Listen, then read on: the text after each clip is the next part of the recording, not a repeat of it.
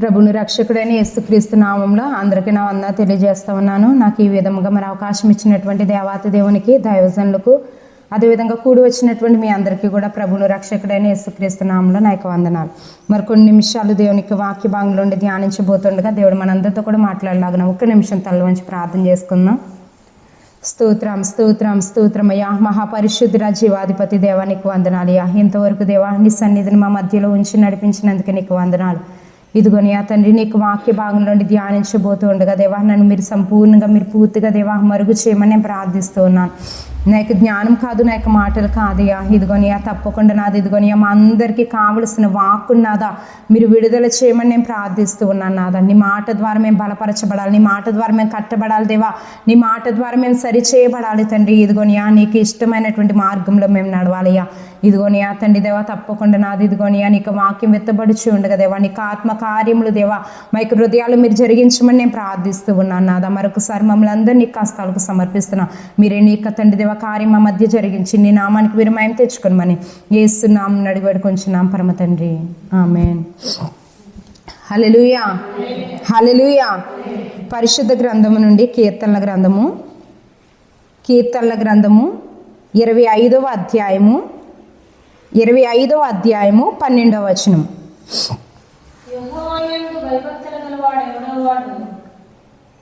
చదవండి.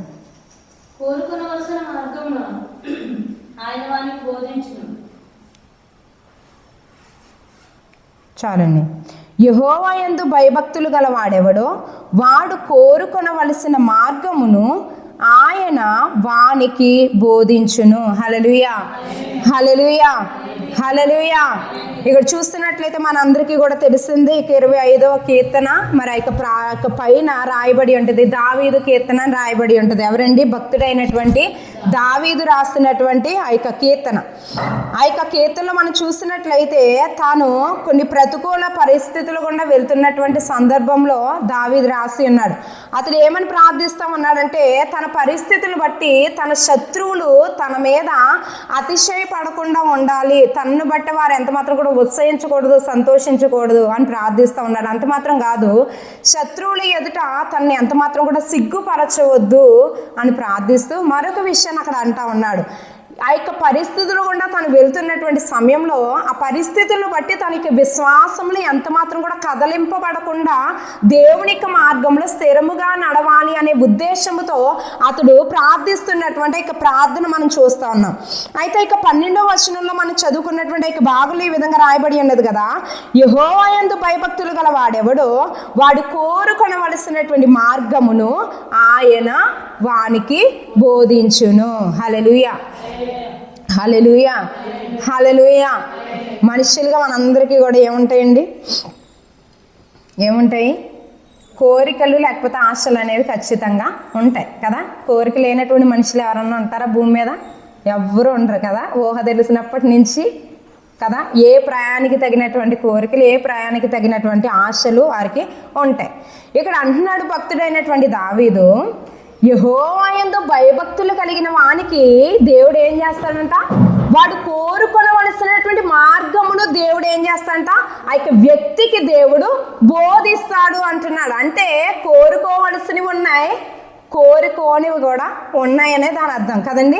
కోరుకోవలసినవి ఉన్నాయి, కోరుకోనివి కూడా ఉన్నాయి. కాబట్టి ఎవరైతే ఆయన యందు భయభక్తులు కలిగి ఉంటారో వారికి దేవుడు ఏం చేస్తాడంట? వారు కోరుకోవలసినటువంటి మార్గమును దేవుడు వారికి ఏం చేస్తాడంట? బోధిస్తాడు అని ఇక్కడ భక్తుడైనటువంటి దావీదు చెప్తా ఉన్నాడు. హల్లెలూయా హల్లెలూయా హల్లెలూయా. మన యొక్క జీవితంలో మనం అందరం కూడా ఏం చేస్తామండి? వ్యత్యస్తమైన మార్గాల గుండా మనం ప్రయాణం చేస్తూ ఉంటాం కదండి. అందరూ ఒకటే బాటలో నడుస్తామా? కాదు కదా. మన పరిస్థితులను బట్టి ఒక్కొక్కరి మార్గం ఒక్కొక్క విధంగా ఉంటుంది. మార్గాలు ఎన్నన్నా వాటి గమ్యాలు రెండే కదా. ఒకటి అయితే అది జీవమన్నా అయి ఉండాలి, లేదా రెండోది మరణమైనా అయి ఉండాలి, పరలోకమైనా అయి ఉండాలి, నరకమైనా అయి ఉండాలి. అయితే ఇక్కడ అంటా ఉన్నాడు, భక్తి కలిగినటువంటి వాడు కోరుకోవలసినటువంటి మార్గం ఒకటి ఉన్నదంట. ఆ మార్గం ఏమిటనేది ఎవరైతే ఆయన యందు భయభక్తులు కలిగి ఉంటారో వారికి దేవుడు ఏం చేస్తాడంట? బోధిస్తాడు అన్నాడు. ఈ బైబిల్ గ్రంథంలో మనం చూసినట్లయితే మార్గాలు, అనేకమైన మార్గాలు రాయబడి ఉన్నాయి. ఇక పరిశుద్ధమైనటువంటి మార్గం అంటున్నాడు, ఇరుకైన మార్గం అంటున్నాడు, ఇంకా మేలు చేయ మార్గం అంటున్నాడు. అనేకమైన మార్గాల గురించి ఇక పరిశుద్ధ గ్రంథంలో రాయబడి ఉన్నది. అయితే అందులో ఒక మార్గం గురించి మనము ఇక మధ్యాహ్న కాల సమయంలో ధ్యానించుకుందాం. పరిశుద్ధ గ్రంథం నుండి ఇర్మియా గ్రంథము 6వ అధ్యాయము 16వ వచనము.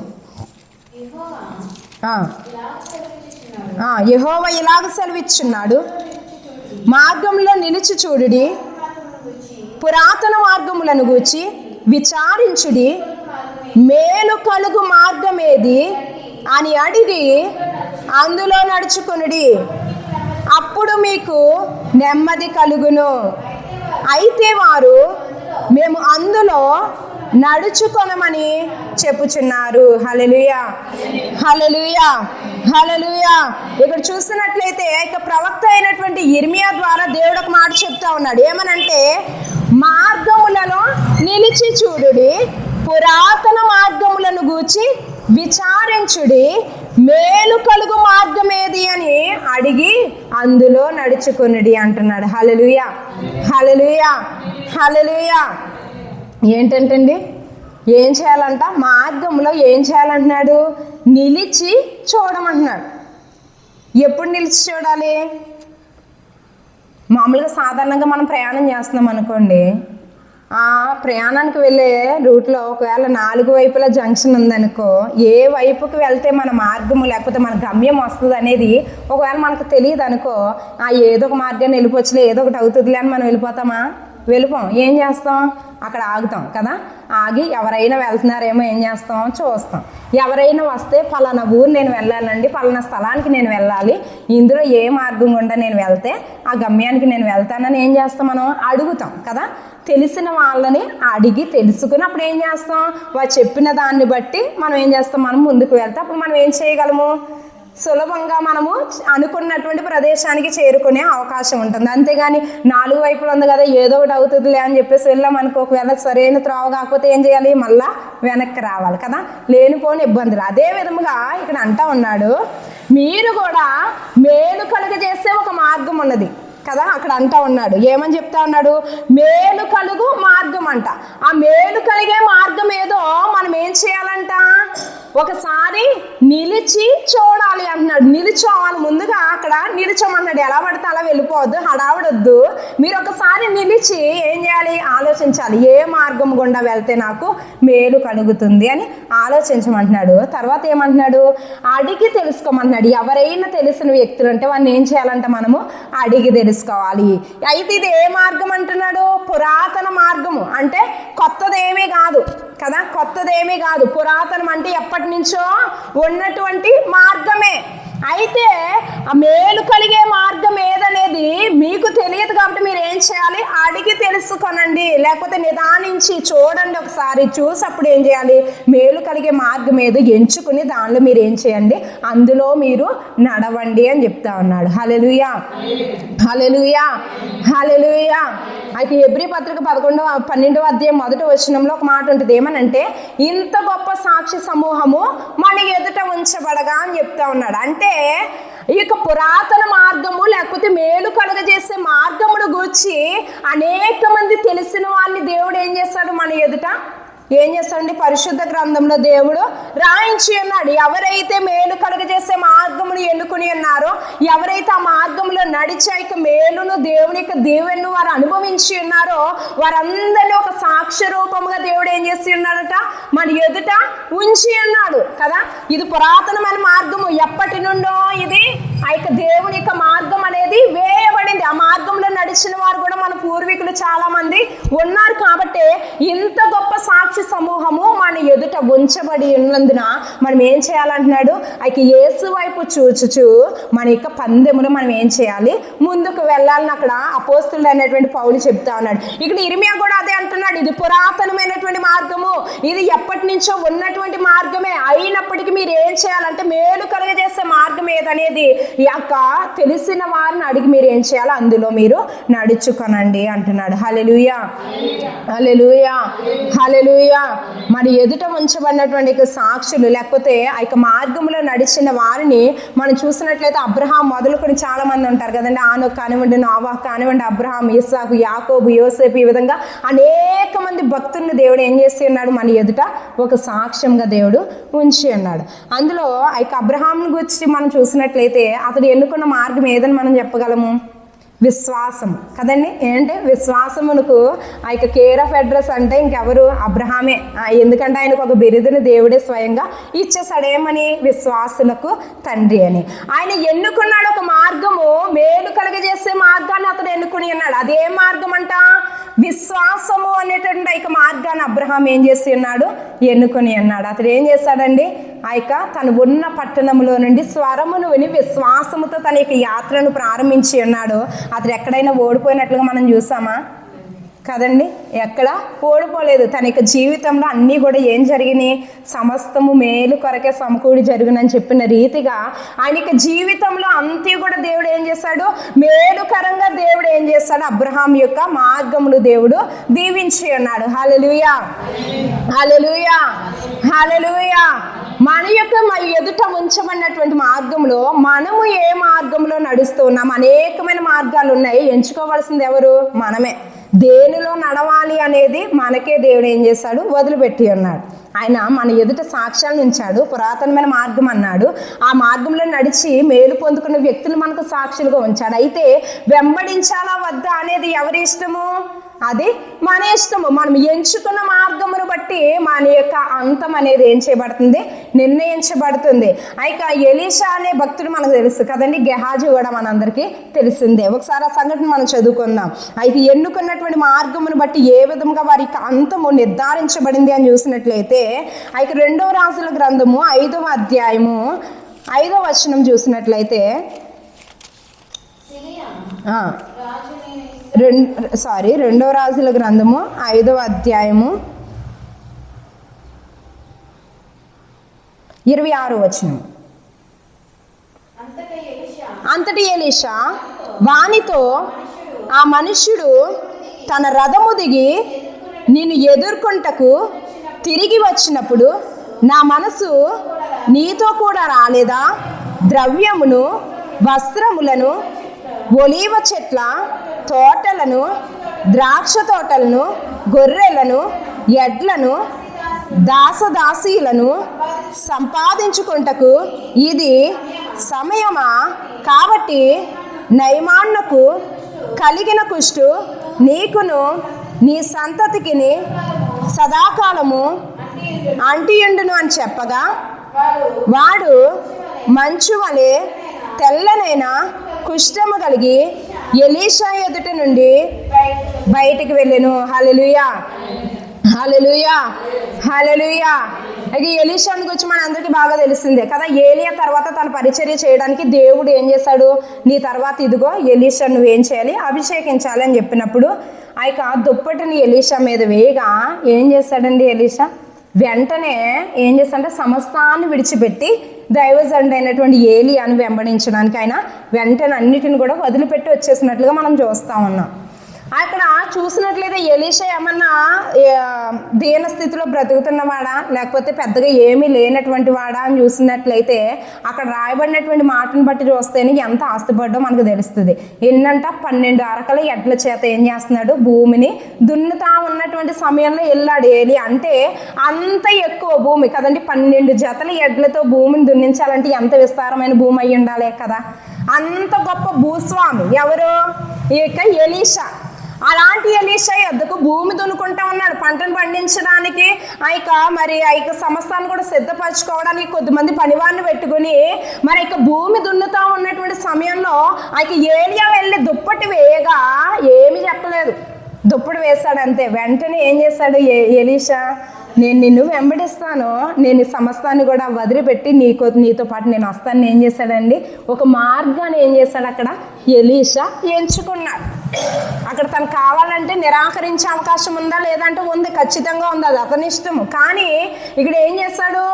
అది నాకు మేలుకరము, అది నాకు దీవెనకరం అని అతను నమ్మి ఏం చేస్తాడంట సమస్తాన్ని కూడా విడిచిపెట్టి తన యొక్క తల్లిదండ్రుల్ని, ఆ యొక్క భూమిని, తన యొక్క ఆస్తి అంతటిని కూడా విసర్జించి వట్టి చేతులతో, ఖాళీ చేతులతో ఏం చేస్తాడు, ఆ యొక్క దైవజండని ఏలియాని వెంబడించడానికి అతను ఒక నిర్ణయాన్ని తీసుకున్నాడు. ఇక్కడ గెహాజీని చూస్తే అతని యొక్క కుటుంబంలో మరి ఎంత ఆస్తి ఉన్నది, ఏమున్నది అనేది మనకు తెలియదు. కానీ అక్కడ రాయబడినటువంటి మాటను చూసినట్లయితే నాకు తెలిసి ఖచ్చితంగా ఎలీషా కంటే తక్కువ ఆ స్థితిలోనే ఈ యొక్క గెహాజీ ఉన్నాడు. ఆ యొక్క నయమాని యొక్క కుష్ఠరోగము స్వస్థపరచబడిన తర్వాత అతను విస్తారమైన కానుకలు కృతజ్ఞత అర్పిస్తూ ఉంటే ఆ యొక్క ఎలీషా ఒక మాట అన్నాడు. ఏమని? నేను దేవుని వైపు చూచి నేను సమస్తమును విసర్జించి నేను ఆయన యొక్క సేవ చేస్తున్నాను కాబట్టి ఇక బహుమానములు ఏవి కూడా నాకు వద్దు, నీ బంగారము, నీ వెండి, నీ వస్త్రములు నాకు వద్దని విసర్జిస్తే ఇక గెహాజీ ఏం చేస్తా ఉన్నాడంటే వాటిని చూసి ఆశపడతా ఉన్నాడు కదా. అనుకుంటున్నాడు ఇందులో కొంచెమైనా నాకు వస్తే ఆ ధనంతో నేను ఏం చేయాలి? అక్కడ రాయబడి ఉంది, ఏమంటున్నాడండి? ద్రవ్యమును, వస్త్రములను, ఒలీవ చెట్ల తోటలను, ద్రాక్ష తోటలను, గొర్రెలను, ఎడ్లను, దాసదాసీలను సంపాదించుకుంటూ ఇది సమయమా అని ఇన్ని కార్యాలు చెప్పాడు కదా దైవజనుడు అయినటువంటి ఎలీషా. ఎందుకు? గెహాజీని చూడగానే అతని హృదయాలోచనలన్నీ కూడా అయితే ఎలీషా ఏం చేస్తా ఉన్నాడు? గమనిస్తా ఉన్నాడు, గుర్తిస్తా ఉన్నాడు. అతడు అంటూ ఉన్నాడు, మనం అనుకోవచ్చు ఇక ఏదో బంగారం వెండి తీసుకున్నాడు, ఏదో 2 జతల బట్టలు తీసుకున్నాడు మనం అనుకుంటా ఉన్నాం. కానీ వాటితో ఏమేమి చెయ్యాలని అతడు ప్రణాళిక కలిగి ఉన్నాడు. అవన్నీ కూడా ఎవరికి బయలుపరచబడతా ఉన్నాయి? ఇక్కడ ఎలీషాకు బయలుపరచబడతా ఉన్నాయి. ఏమనుకున్నాడట? ఆ యొక్క డబ్బుతో కొద్దిగా డబ్బును కొంచెం ప్రక్కన పెట్టుకుందాం, మరి కొద్ది డబ్బుతో ఏం చేయాలి? ఒక భూమిని కొనాలి. ఆ భూమిలో ఏం చేయాలనుకుంటున్నాడంట? ఒలీవ తోటలు పెంచాలనుకుంటున్నాడంట. మరి కొంచెం భూమిలో ద్రాక్ష తోటలు పెంచాలనుకుంటున్నాడంట. కొన్ని గొర్రెలు, కొన్ని మందలు సమకూర్చుకోవాలనుకుంటున్నాడంట. కొన్ని మంది పనివారిని, తనకంటూ కొద్దిమంది దాసీలను సమకూర్చుకోవాలనుకుంటున్నాడంట. ఇన్ని ఆలోచన, డబ్బును చూడగానే ఇక సేవ కానీ లేకపోతే పరిచర్య కానీ ఏమీ ఆ యొక్క గెహాజీ యొక్క హృదయంలో అసలు కనిపించలేదు. ఆ డబ్బును చూడగానే వెంటనే ఇవన్నీ విడిచిపెట్టి, అయ్యో ఇక ఏలియా తర్వాత అంత శ్రేష్టమైన దర్శనాన్ని ఎవరు మోస్తున్నారు? ఎలీషా మోస్తున్నారు కదా. అంత గొప్ప దైవజన్ యొద్ద నేను ఏం చేస్తా ఉన్నాను? పరిచారం చేస్తా ఉన్నాను. కాబట్టి ఆయన వల్లే నేను కూడా వాడబడాలి, ఆయన వల్ల ఇలాంటి శక్తిని నేను కలిగి ఉండాలి, ఆయన రెట్టింపు శక్తిని కలిగి ఉంటే నేను కూడా ఇంకా అత్యధికమైనటువంటి శక్తిని కలిగి ఉండాలని ఆ యొక్క ఆత్మ కోసమైనటువంటి దాహము కానీ, ఆ సేవ కోసము లేకపోతే పరిచర్య కోసమైనటువంటి ఆ యొక్క ఆశ కానీ గెహాజీలో 1% కూడా ఎక్కడ ఏం చేయట్లేదండి, కనిపించడం లేదు. అతని ఆశ అంతా ఏంటంట? అతని కోరిక అంతా ఏంటంట? భూమిని కొనుక్కోవాలి, తోటలు నాటాలి, గొర్రెలను మందలను పెంచుకోవాలి. ఏం చేయాలన్నాడు? దాసదాసులు అంటే పనివారందరినీ సమకూర్చుకుని సుఖంగా నా జీవితాన్ని నేను గడపాలి. అతని యొక్క కోరిక ఏమై ఉన్నది? ఇహలోక సంబంధమైనటువంటి వాటి మీద తన యొక్క మనస్సును అతడు ఉంచి ఉన్నాడు. హల్లెలూయా, హల్లెలూయా. అందుకే దేవుడు అంటూ ఉన్నాడు, ఆయన యందు భయభక్తులు కలిగిన వారికి దేవుడు ఏం చేస్తాడంట? అయితే సరి అయినటువంటి కోరికను ఎలాంటి మార్గమును మనం కోరుకోవాలో దేవుడు ఏం చేస్తాడంట? బోధిస్తాడంట. అది అందరికీ బయలుపరచబడదు కదండి. అందుకే చాలామంది వ్యర్థమైన మార్గంలో వారి ఇష్టానుసారంగా సొంత ఆలోచనలు చొప్పున వెళ్ళి ఏం చేస్తున్నారు? వారు నష్టపోయినటువంటి వారు అనేక మందిని మనము చూస్తూ ఉన్నాం. బైబిల్ గ్రంథంలో కూడా అనేకమైన ఉదాహరణలు మనము చూడగలము. తప్పిపోయిన కుమారుడు కూడా అలాంటి వాడే కదా. వ్యర్థమైనటువంటి ఆ యొక్క మార్గమును అతను ఏం చేస్తాడు? ఎంచుకొని అన్నాడు. వ్యర్థంగా తనకు కలిగింది సమస్తము 1 పైసా కూడా లేకుండా ఏం చేసింది? మొత్తం అంతా కూడా వ్యర్థంగా ఖర్చు పెట్టేశాడు కదా. ఎందుకు? తను ఎంచుకున్న మార్గమును బట్టి అతడు ఉన్నదంతా కూడా ఏం చేశాడు? కోల్పోయి ఉన్నాడు. ఆ యొక్క దేవుని యొక్క మహాప్రేమను బట్టి, కరుణను బట్టి మరలా ఆ యొక్క ఎన్నుకుని మరలా చేర్చుకుని అధికారాన్ని మరలా తన యొక్క స్థానాన్ని తనకి ఇచ్చినప్పటికీ ఆ యొక్క ఎన్నుకున్నటువంటి మార్గమును బట్టి అతడు ఉన్నదంతా కూడా ఏం చేస్తాడు? మొదటైతే కోల్పోయి ఉన్నాడు. ఇక్కడ గెహాజీ కూడా అతడు ఎన్నుకున్నటువంటి మార్గము, ఆ యొక్క ఎలీషా ఎన్నుకున్నటువంటి మార్గము ఒక విధముగా ఉంటే పరిచర్య కొరకైనటువంటి ఆసక్తి, పరిచర్య కొరకైనటువంటి దాహము, అందరూ ఆగిపో అన్న చివరికి ఆ ఏలియా కూడా నువ్వు ఆగిపోవయ్యా, ఎక్కడ ఆగిపో అంటే ఎక్కడ ఆగిపోలేదు. ఆ యొక్క ఏలియా మరలా ఆ యొక్క ఆకాశమునికి ఆరోహణం అయ్యేంత వరకు కూడా ఏం చేశాడండి, నమ్మకంగా వెంబడించాడు. ఎందుకు? అతని వలె నేను కూడా వాడబడాలి అనే ఒకే ఒక్క ఆశతో, దేవుని యొక్క సేవలో నేను వాడబడాలి. నిలిచిపోయిన సేవకులు, నిలిచిపోయినటువంటి శిష్యులు ఎంతవరకు వాడబడ్డారో మనకు తెలియదు. కానీ ఇక ఎలీషా యొక్క స్థితిని మనం చూసినట్లయితే, చనిపోయి అతను సమాధి చేయబడిన తరువాత ఏమైందంటే ఒకనొక దినాన్ని అయితే యుద్ధంలో చనిపోయినటువంటి ఒక వ్యక్తిని ఏం చేస్తున్నారు, తీసుకొచ్చి పాతి పెడదామని అనుకుని తెలియకుండా ఏం చేశారు, ఎలీషా యొక్క శవం ఎక్కడైతే పాతి పెట్టబడిందో అక్కడే మరలా గొయ్యి తీశారు. గొయ్యి తీసి ఆ గోతిలో యొక్క వ్యక్తిని పెడతా ఉంటే ఆ యొక్క శల్యాలకి లేకపోతే ఆ యొక్క ఎముకలకి ఇక శవం ఎప్పుడైతే తగిలిందో ఆ శవం ఏం చేయబడిందని రాయబడి ఉన్నదండి, మరలా ప్రాణముతో తిరిగి లేచాడంట. హల్లెలూయా, హల్లెలూయా. అంటే అతని యొక్క శల్యములకు సైతము ఏం చేయలేదు, ఆ యొక్క అభిషేకంలో ఆ యొక్క శక్తిలో ఉన్నటువంటి శక్తి తగ్గలేదు. ఎందుకంటే అతడు బ్రతికి ఉన్నప్పుడు ఎలాంటి ఆ యొక్క తీవ్రమైనటువంటి ఆ యొక్క దేవుని కొరకు ఆశను కలిగి ఉన్నాడు. ఆ యొక్క ఆశను బట్టి చనిపోయిన ఆ యొక్క ఎండిపోయినటువంటి ఎముకలను సైతము దేవుడు ఏం చేశాడు, ఆ యొక్క శక్తితో నింపి వాడుకున్నాడు. కానీ గెహాజీ యొక్క కోరికను బట్టి అతని యొక్క అంతం ఏ విధంగా ఉన్నదండి, ఎలీషా యొక్క అంతము సమస్తాన్ని విసర్జిస్తే ఉన్నతమైనటువంటి అభిషేకంతో వాడుకుంటే ఆ యొక్క ఎలీషా తర్వాత ఒక ఉన్నతమైనటువంటి శ్రేష్టమైనటువంటి పద్ధతిలో ఒక మంచి విధముగా దేవుడు తన కొరకు వాడుకోవాలనే ఉద్దేశంతో ఇక గెహాజీని ఒక శిష్యునిగా దేవుడు ఏర్పాటు చేసుకుంటే ఇక గెహాజీ ఏం చేశాడంట, ఈ లోక సంబంధమైనటువంటి పనివారిని, దాసదాసీలను, లేకపోతే ఈ యొక్క సంపదను తాను కోరుకుని ఆ యొక్క కోరుకున్నటువంటి మార్గమును బట్టి అతని యొక్క అంతము మనందరికీ తెలిసింది. ఆ యొక్క చివరి వచనంలో రాయబడి ఉన్నది, నయమానుకు కలిగిన కుష్టు నీకును నీ సంతతికి నీ సర్వకాలము అంటియుండునుగాక అన్నాడు. హల్లెలూయా, హల్లెలూయా, హల్లెలూయా. అనగా మనకు తెలుసు పాత నిబంధన కాలంలో కుష్ఠరోగము వస్తే వారు ఎక్కడ ఉంటారండి, ఊరికి వెలుపల, దేవుని యొక్క మందిరంలోనికి కాదు కదా, కనీసం ఊర్లోకి అడుగు పెట్టే అవకాశం కూడా ఉండదు. అలాంటి భయంకరమైనటువంటి కుష్ఠరోగము ద్వారా అతను మాత్రమే కాదంటే అతని యొక్క సంతానం అంత సర్వకాలం అన్నాడంటే ఎప్పటికీ ఆ యొక్క గెహాజీ యొక్క ఆ యొక్క సంతానము ఎంత కాలం అయితే ఉంటుందో ఈ భూమి మీద అంత కాలము వారు దేని ద్వారా బాధపడతారన్నాడు, ఆ యొక్క కుష్ఠరోగము ద్వారా వెలివేయబడినటువంటి విసర్జింపబడినటువంటి పరిస్థితిలోనికి వెళ్ళిపోయినట్లుగా మనం చూస్తా ఉన్నాం. హల్లెలూయా, హల్లెలూయా. దేనివల్ల అండి, దేనివల్ల? కోరుకున్నటువంటి మార్గమును బట్టి కదా, వేరే ఏమి చేయలేదు. అతడు కోరుకున్నాడు, ఆ కోరికను బట్టి ఒకరి యొక్క అంతము ఎప్పటికీ చాలా ఉన్నతమైనటువంటి రీతిలో చెప్పబడతా ఉంటే మరి ఒకరిని గురించి చూసినట్లయితే అతడు శాపగ్రస్తమైనటువంటి అంతంలోనికి వెళ్ళినట్లుగా మనం చూస్తూ ఉన్నాం. కానీ ఎవరికి సరి అయినటువంటి మార్గం తెలియదా, సరైన మార్గం ఏదో గెహాజీకి తెలియదంటారా? ఆ ఎలీషా వద్దే పనిచేస్తూ ఉన్నాడు. ఆ ఎలీషా వద్దన్నప్పుడు నా యొక్క మరి గురువు వద్దన్నాడు కదా, లేకపోతే నా యొక్క బోధకుడు వద్దన్నాడు కదా, నేనెందుకు ఆ మార్గాన్ని ఎంచుకోవాలని అతను అనుకోలేదు. ఎందుకు? అతనికి తెలుసు మార్గం ఏంటనేది తెలుసు. కానీ కోరుకున్నప్పుడు మాత్రము సరి అయిన మార్గాన్ని అతను కోరుకోవడానికి ఇష్టపడలేదు. కానీ ఎవరైతే ఆయన యందు భయభక్తులు కలిగి ఉంటారో వారు కోరుకోదగినటువంటి మార్గం ఏమిటి అనేది ఎవరు బోధిస్తారంట? దేవుడే స్వయముగా మనకి ఏం చేస్తాడంట? బోధిస్తాడు. హల్లెలూయా, హల్లెలూయా. ఆయన మార్గం ఇరుకైన మార్గం అని దేవుడు చెప్తా ఉన్నాడు కదండి. కొత్త నిబంధనలు రాయబడి ఉంటుంది అయితే యేసు ప్రభు అని గురించి ఆయన యొక్క మార్గం ఏంటంట? ఇరుకైన మార్గం అంట. అది కొంచెం కష్టతరమే, కానీ దాని యొక్క అంతం ఏ విధంగా ఉంటుందంటే అది మేలుకరంగా ఉంటుంది, దీవెనకరంగా ఉంటుంది. అందులో ఎలాంటి శాపము ఉండదు. అందుకే దేవుని యొక్క రాజ్యం గురించి చూసినట్లయితే అక్కడ కన్నీరు ఉండదు అంటున్నాడు, కష్టం ఉండదు అంటున్నాడు, ఆకలి ఉండదు అంటున్నాడు, దప్పుకు ఉండదు అంటున్నాడు. శాపగ్రస్తమైనది ఏది కూడా అందులో కనిపించదు అంటున్నాడు. ఎప్పుడు మనము మేలు కలుగ చేయ మార్గం ముందు మనము నడిస్తే మన యొక్క గమ్యం అనేది అంతా కూడా ఆశీర్వాదకరముగానే ఉంచబడుతుంది. కానీ ఇక్కడ రాయబడి ఉన్నది ఇర్మియా అంటా ఉన్నాడు, ఇది మీరు తెలుసుకున్నా ఏం చేయట్లేదంట, ఇందులో మేము నడవము అని చెప్తున్నారంట అక్కడ ప్రజలు. హల్లెలూయా, హల్లెలూయా, హల్లెలూయా. ఇశ్రాయేలు ప్రజలు ఏం చెప్తున్నారంటే వారికి తెలియదా? తెలుసు.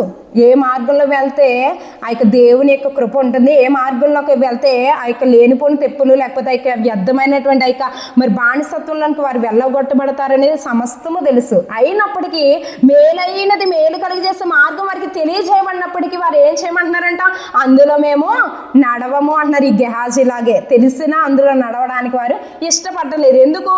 ఆ కోరుకునే కోరిక ఆయన యందు భయభక్తులు గలవారైతే మేలు కలుగజేసే మార్గం కోరుకుంటారు, కానీ ఆయన యందు భయభక్తులు ఎవరైతే కలిగి ఉండరో వారికి మార్గము తెలిసినప్పటికీ వారి కోరిక మాత్రము నాశనమునే ఏం చేస్తుంది, కోరుకుంటుందంట. హల్లెలూయా, హల్లెలూయా. అందుకే యోబు భక్తుడు కూడా అంటాడు, 23వ అధ్యాయం 11వ వచనంలో రాయబడి ఉంటుంది కదా, యోబు గ్రంథము 23వ అధ్యాయము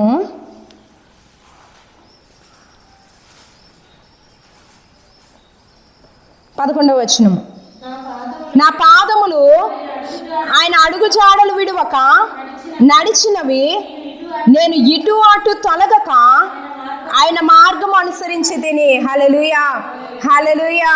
ఇక్కడ యోబు ఏం చేశాడంటే అండి, ఇటు అటు తొలగక ఆయన మార్గం అందు నేను నడుచుకున్నానని చాలా ధైర్యంగా చెప్పగలుగుతా అన్నాడు. భార్య ఒక మార్గం చూపించింది కదా, ఏమంది, దూషించేసి నువ్వేం చేసి చనిపో అన్నది. స్నేహితులు మరొక మార్గం చూపించారు, పనివారు వేరొక మార్గాన్ని చూపించారు. ఎవరు ఎన్ని మార్గాలు చూపించినా యోబు మాత్రం ఏం చేయలేదు, దేవుని యొక్క మార్గాన్ని కోరుకున్నాడు. కానీ ఈ మనుషుల యొక్క మార్గాన్ని లేకపోతే ఇహపరమైనటువంటి మార్గాన్ని కోరుకోవడానికి ఆయన ఏం చేయలేదు, ఇష్టపడలేదు. దేవుని యొక్క మార్గాన్ని కోరుకున్నాడు కాబట్టి అక్కడ చాలా ధైర్యంగా చెప్తూ ఉన్నాడు, నా పాదము ఇటు అటు తొలగక నీ మార్గమును నేను ఏం చేశాను, వెంబడించాను, నీ అడుగుల్లోనే నేను నడిచాను. అందుకే శోధింపబడిన తర్వాత మరలా నేను ఒక శ్రేష్టమైన సువర్ణంగా నేను మార్చబడి ఉన్నానని యోబు చెప్తా ఉన్నాడు. హల్లెలూయా, హల్లెలూయా. మార్గము తెలియజేయబడి ఉన్నది, ఆ తెలిసినటువంటి మార్గమే అయినప్పటికీ మనం కోరుకున్నటువంటి మార్గమును బట్టి మనం అందులో నడవడానికి ఇష్టపడితేనే మన యొక్క గమ్యం ఏం చేయబడుతుందంట, శ్రేష్టకరమైనటువంటి దీవెనలతో నింపబడుతుందంట. అందుకే ఇర్మియా భక్తుడు అంటున్నాడు, అందులో నడిస్తే ఏం కలుగుతుంది అంటున్నాడు. 6వ అధ్యాయం 16వ వచనము మొదట చదువుకున్నటువంటి యొక్క భాగము, మేలు కలుగు మార్గమేది అని అడిగి అందులో నడుచుకొనుడి, అప్పుడు మీకు నెమ్మది కలుగును. హల్లెలూయా, హల్లెలూయా. తెలుసుకోమంటున్నాడు, తెలుసుకొని ఆగిపోతే ప్రయోజనము లేదు గెహాజీ వలె. కానీ ఆ తెలుసుకున్నటువంటి మార్గములో మనం ఏం చేయాలి, తెలుసుకోవడం వరకు అందరూ తెలుసుకోవచ్చు, కాకపోతే తెలుసుకోవడం వల్ల ఎలాంటి ప్రయోజనము లేదు. దానివల్ల వచ్చే ఫలితం మనం అనుభవించాలంటే ఏం చేయాలంట, ఆ తెలుసుకున్న మార్గంలో ఏం చేయాలి, మనము నడవడానికి ఇష్టపడాలి. అంతే కదండి. లేకపోతే ఇప్పుడు మనం వండుకున్నది తినకపోతే మన ఆకలి తీర్చబడుతుందా? ఎన్ని రకాలు, ఒక 10 రకాల ఐటమ్స్ వండుకోండి, తినకపోతే ఏం ప్రయోజనం? మేము వండుకున్నామంటే అది కేవలం వండుకున్నవన్నీ ఎదుట పెట్టుకుని మనం చూస్తున్నాం అనుకో, దానివల్ల ఏమైనా ప్రయోజనం ఉంటుందా? మన ఆకలి కొంచెమైనా తీరుతుందా? తీరదు. ఇంకా వాసన, ఇంకా ఆకలి ఏమవుతుంది, కావాలంటే ఇంకా పెరుగుద్ది కదా. కానీ ఇక్కడ అదే అంటున్నాడు, తెలుసుకోండి, తెలుసుకున్న తర్వాత ఏం చేయాలంట, అందులో మనము నడవాలంట. అందులో మనము నడిస్తే అప్పుడు ఆ ఫలితముగా మనకి ఏం కలుగుతుంది అంటున్నాడు, మీకు నెమ్మది కలుగును. హల్లెలూయా, హల్లెలూయా. నడిచేటప్పుడు ఒకవేళ కష్టతరంగా ఉండవచ్చు, ఇరుకైన మార్గం కాబట్టి మనకి సౌకర్యవంతంగా ఒకవేళ ఉండకపోవచ్చు. కొన్ని ముండ్లు వంటి సమస్యలు, శోధనలు మన యొక్క జీవితంలో తప్పనిసరిగా మనము ఎదుర్కొనే పరిస్థితి రావచ్చు. అయినప్పటికీ మనం ఓపికతో మనం ముందుకు నడిస్తే ఏమవుతుందంట, దాని అంతము మాత్రము ఈ శ్రమంతా మర్చిపోయే విధంగా ఉంటుందంట. అందుకే భక్తుడు అంటూ ఉన్నాడు, నువ్వు నాకు ఇచ్చే బహుమానం ఎదుట ఈ యొక్క శ్రమలు ఎన్నదగినవి కావు. ఎందుకు? ఆ రాబోయే బహుమానము, ఆ పొందుకోబోయేది చాలా ఉన్నతమైనది కాబట్టి ఈ శ్రమ అంతా కూడా ఏం చేయదంట, దాని ఎదుట దీన్ని మనము కంపేర్ చేస్తే, అది ఇది మనం పోల్చుకొని చూస్తే ఆ బహుమానమే శ్రేష్టమైనదిగా ఉంటుంది. ఇవేవి కూడా ఎన్నదగినవిగా ఉండవు అంటున్నాడు. ఇరుకైన మార్గంలో వెళ్ళినప్పుడు ఆ యొక్క శోధన సమస్యగా మన యొక్క జీవితంలో అనేకమైన ఆటంకాలు, అనేకమైన ప్రతికూలతలు, చాలా కష్టతరంగా ఉంటుంది. కానీ దాని ముగింపుకు మనం వచ్చేసరికి ఏ విధంగా ఉంటుందంట, మేలుకరంగా ఉంటుందంట. విశాలమైన మార్గం ఉంది, కావాలంటే అది కూడా మనము ఎంచుకోవచ్చు. కానీ ఏమవుతుంది, దాని అంతము నిత్య నాశనానికే దాచేస్తుంది. వెళ్ళేటప్పుడు చాలా హాయిగా ఉంటుంది కదా, చాలా సులభంగా చక్కగా ఎలాంటి రాళ్ళు ఉండవు, రప్పులు ఉండవు, ఎలాంటి ప్రతికూలతలు ఉండవు, అడ్డులు ఉండవు, ఆటంకాలు ఉండవు, ఏముండవు, చాలా బాగా ఉంటుంది ప్రయాణం అంతా. కానీ తీరా గమ్యం అనేది ఎలా ఉంటుందంటది, నాశనకరమైనటువంటి ఒక గుంటలాగా ఉంటుంది. దానివల్ల మన యొక్క జీవితానికి నిత్యమైనటువంటి శ్రమే తప్ప ఎలాంటి మేలు అనేది ఉండదు. కానీ ఈ మేలు కలుగజేసే మార్గం అది ఇరుకైనదే అయినప్పటికీ మనము దాన్ని కోరుకుని మనం అందులో నడవడానికి ఇష్టపడితే ఏమవుతుందంట, మేలు కలుగజేసే విధంగా మన యొక్క జీవితం అంతా కూడా ఏ విధంగా ఉంటుందంట, మీకు నెమ్మది కలుగును అంటున్నాడు. అంటే కొన్ని ప్రయాసాలు ఉన్న చివరికి మన యొక్క హృదయం మాత్రం దేంతో ఉంటుందంట, నెమ్మదితో, సంతోషంతో, ఆ యొక్క సమాధానంతో ఏమవుతుంది, మన యొక్క జీవితం అనేది నడిపించబడుతుంది. హల్లెలూయా, హల్లెలూయా, హల్లెలూయా. అందుకే మనం ఏం చేయాలండి, మనం ఎన్నుకున్న మార్గం, ఏ మార్గాన్ని మనం కోరుకోవాలనేది మనకి ఎవరంట, దేవుడు మనకు బోధిస్తాంట. ఎప్పుడు ఆయన యందు మనము భయభక్తులు కలిగి ఉండాలి. అంటే ఆయన మాటను మనం వినడానికి ఇష్టపడితే ఆయన మన ఎదుట ఈ పురాతన మార్గంలో వెంబడించిన అనేక మందిని సాక్షులుగా పెట్టాడు.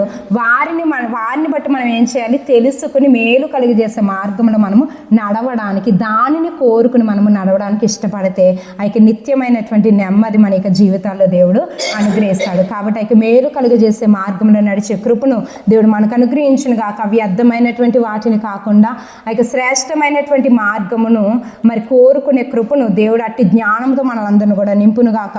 దేవుడి యొక్క కొద్ది మాటలు మనందరి యొక్క వినుకుల్లో ఫలింపచేయను గాక. ఒక నిమిషం తల వంచి ప్రార్థన చేసుకుందాం. స్తోత్రమయ్యా, పరిశుద్ధుల దేవా, నీకు వందనాలు. విత్తబడినటువంటి వాక్యములు బట్టి నీకు వందనాలయ్యా.